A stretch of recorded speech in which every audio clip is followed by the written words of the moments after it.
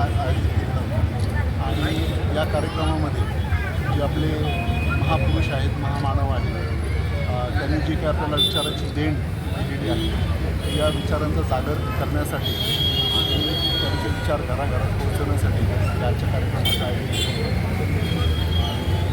या कार्यक्रमाला प्रमुख व्याख्याते आहेत, अत्यंत सुंदर अशा प्रकारचं मार्गदर्शन केलेलं आहे. प्रतिनिधीसुद्धा खूप छान असं मार्गदर्शन केलेलं आहे. आनंद सरांनी एक भाषणामध्ये एक त्यांच्या व्याख्यानामध्ये उल्लेख केला आहे, आपण इतर जातीच्या लोकांना स्वीकारलं नाही, त्याच्यामुळं धर्म वाढत नाही. तुम्ही याच्याकडे कसं बघता? सर्वच महापुरुषांनी आपल्याला सांगितले की आपण जाती धर्माची बंधनं झुगारून टाकली पाहिजे. माणूस म्हणून सर्वांनाच आपण बघितलं पाहिजे आणि आपण सगळंच मानव आहोत, एक समान आहोत.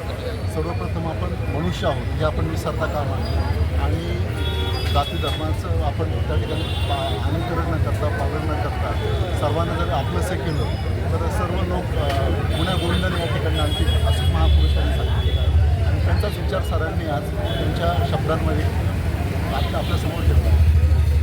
आपल्या शहरामध्ये, जिल्ह्यामध्ये बौद्ध विहार आहेत, पण रविवारशिवाय तिथं उपासिका जात नाही. याच्यामध्ये म्हणजे चूक नेमकी कुणाची, भंतेची का उपासक उपासिकांची?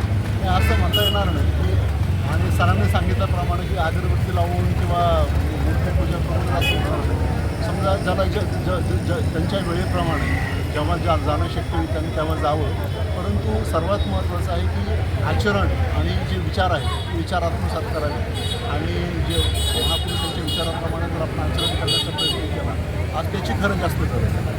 बौद्ध उपासकांना काय आव्हान करणार या निमित्तानं? बौद्ध उपासकांना हेच आवाहन करणार की आपण हे धम्माचं पालन करा, आपल्या कुटुंबियांनाही सांगा, नातेवाईकांना सांगा आणि जे वंचित आहेत, जे आपल्याकडे येऊ इच्छित आहेत, आपल्याकडे मोठ्या आशेने पाहत आहेत त्यांना सोबत घ्या.